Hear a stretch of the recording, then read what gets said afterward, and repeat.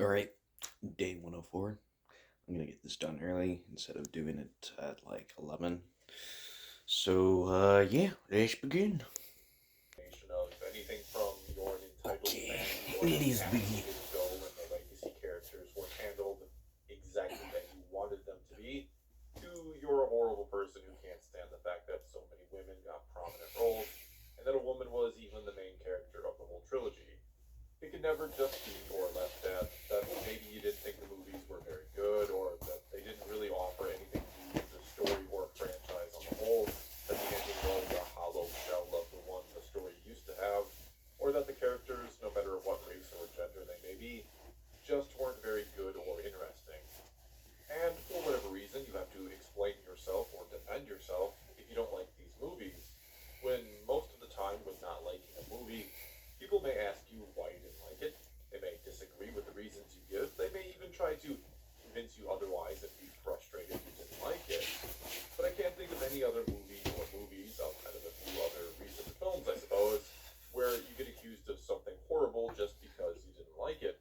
It used to be you could not like a movie or anything really, and that was that. And it almost feels as if, by default, or simply because it was diverse, as they say, you were supposed to or had to like the sequel trilogy, that everything and anything else about it should take a backseat to the fact that a woman, that being played by Daisy Ridley, was the main character, and that any critique or criticism against Rey was a rejection of diversity and what they clearly wanted her to represent, which was a strong, inspiring female character for anyone and everyone, though especially young women and girls, I'd imagine, to admire and look up to. But of course, well intended idea or not, there is a good portion of the fan base that didn't like Rey and has been very I'm outspoken gonna about turn my it, hair back. screaming from the rooftops or making used of not being able to handle Alright, strong there we go. female characters in Star Wars, despite the presence of an amazing character like Leia in the very first film in the franchise. Well, they'll oftentimes go to a more Ow! contemporary Fucking hit my character chin. and play the Ahsoka card, if you will. They'll ask, how can I hate women in Star Wars if I love Ahsoka? And of course, there's not much of an argument that can be made against this. It doesn't seem to compute that someone could hate Rey just because she's a female character in Star Wars, yet simultaneously love a different female character in Star Wars. With many who absolutely hate Rey, considering Ahsoka one of their favorites, if not the favorite, in all of Star Wars. Fortunately, though, for those who want to, for whatever reason, make this argument that there's all this hate for women in the Star Wars fandom, Ahsoka hasn't exactly been a mainstream character. She's been relegated to, in the grand scheme of things, little watched animated shows. But that, of course, is starting to change thanks in large part to the press and attention brought to Season 7 of The Clone Wars, and especially the Siege of Mandalore story arc. It'll further change if she is indeed, as rumors insist, going to be seen in Season 2 of The Mandalorian, and possibly even get her own show in the near future. And in the last few days since the final episode of The Clone Wars aired, something rather curious has been happening. And not to really spoil too much for anyone who maybe hasn't seen that episode yet, but in it, Ahsoka is, shall we say, shown to be rather powerful.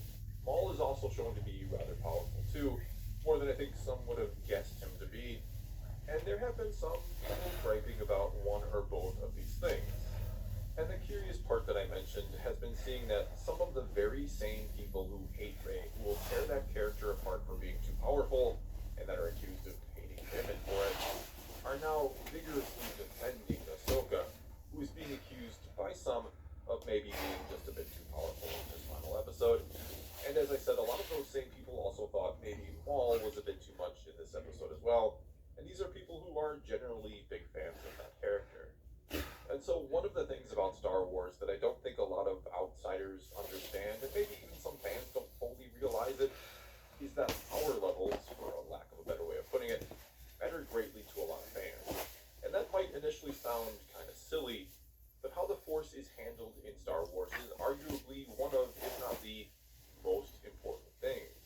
It's the whole foundation of this mythos that so many people care about and have a passion for. And caring so much about this is the opposite view some others have, those who praise Star Wars for just being diverse and not worrying so much about the continuity of the story, if they care about that at all. Anyway, the more the Force sort of gets explained or demystified, or the more some characters within the story little break. 200 square foot feet. According to the internet, that's about 100 pounds worth of seeds, about the weight of a baby hippo. If you want, you can cast druidcraft on them to cause them to open and bloom instantly. Now we have actual plants, even if they're just small, and this is going to be a big time saver down the line. Now comes step 2. We're going to hit these bad boys with plant growth. This channels vitality into our plants, causing them to be thick and overgrown. Seriously, we have a lot of flax here. In fact, if we tried to walk through our field, our movement speed would be quartered. It's that dense. Okay, money time.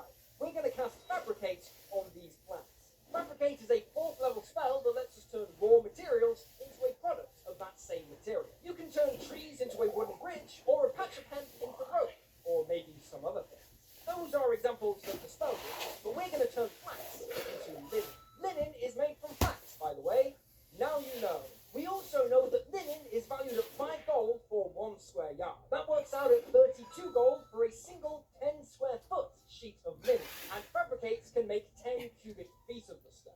Now from here it gets a little numbers heavy, so I'll put the figures up here while we go. Assuming a linen yield of about 6 tons per acre, because we magically overcharged this field, and the fact we can do this 4 times with our available stock slots, that gives us a gross product in value of 13,465.6 gold in exactly 40 minutes and 42 seconds. And you can do this endlessly if you reinvest some of that gold into spell scrolls, allowing you to cast all day long. For 8 hours work, you could easily pump out 160,000 gold's worth of product. 69. That's enough to buy 4 scrolls of thoracic summoning every week. Yes, that's a real thing, by the way. Also, this doesn't have to be done with flax and linen. Cotton, for example, will put you in a respectable 16,000 gold for 8 hours work, if you think you'll find it easier to sell cheaper cotton clothes. Now, you just need to make a few connections with kingdoms, armies, empires, and shipping companies. We're taking this global, baby. Bezos got nothing on this. By the way, you can also earn infinite money at level 17 with the spell True Polymorph. Simply breed snails and then True Polymorph each one into any object that you want to sell. True Polymorph lasts forever, and creating big old blocks of platinum is a safe way to get rich quick. Remember to check out the Patreon, like and subscribe, and Watch some hockey in the meantime. Hey, I'm not sensitive. You're sensitive, but Hey, it's fair. I'll tell you when to go, okay? I'll hold your hand through it. Heavy!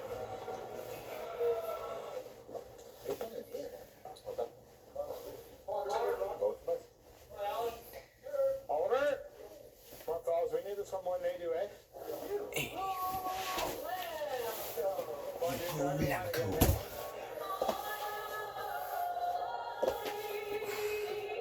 Out of way, out of way. Grab! Too early? Hey! Sorry. That draw couldn't have been any more clean. Out of the way, Holly's good shit, bud! Hurry, hurry, hurry! I had all those guys in front of me. I was looking back here for Husey.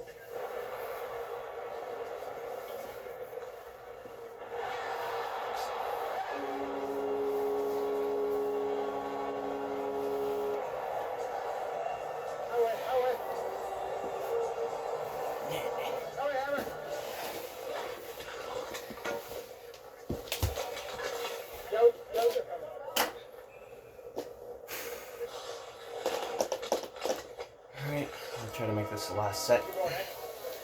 So I do 14 instead of just doing 10. Okay. I'd say you 3. Anyway. I got one. I got one. Wait, Pierce. On ya! On ya! 1. Highway. Hey! 104.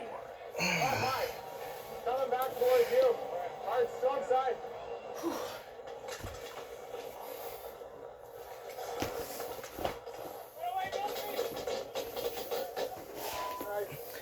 Good block, Bill. Good block, bud. Always best. Keep going. They're going to try to take away P's 1 feet off the draw. So maybe a pop inside to me.